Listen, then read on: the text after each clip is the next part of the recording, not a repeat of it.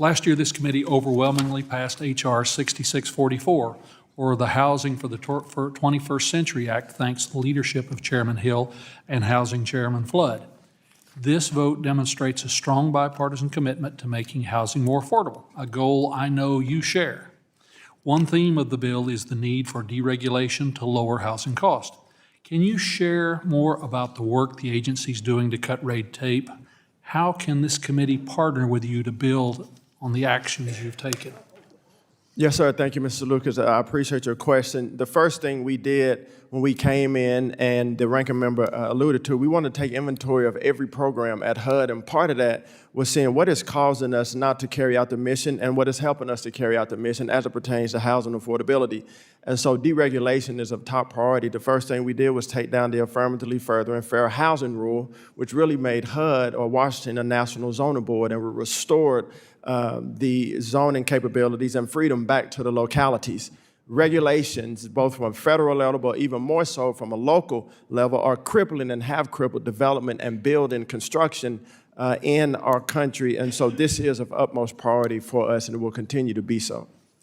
Secretary, the Native American Housing Assistance and Self-Determination Act was passed 30 years ago to make it easier for tribes to access HUD programs.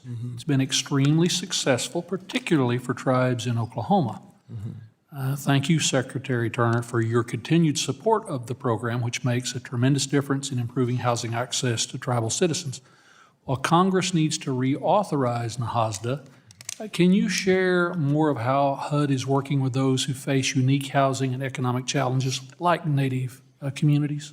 Yes, sir. As you know, I have traveled extensively, both in the first Trump administration leading the opportunity zones and this administration to our tribal nations and have great relationships with our tribes across our country. I recently, last year, was in Alaska to visit our tribes, and so we want to continue to support NAHASDA and ONAP from our ONAP office and make sure that they continue to have their sovereignty and flexibility as it pertains to housing and affordability on our tribes. In my remaining time as Secretary, you previously led the Interagency Opportunity Zones Initiative. How is HUD building on that progress and encouraging long-term investments in low-income communities? Yes, sir. I'm very excited about the Working Family Tax Cuts bill, which made opportunity zones permanent.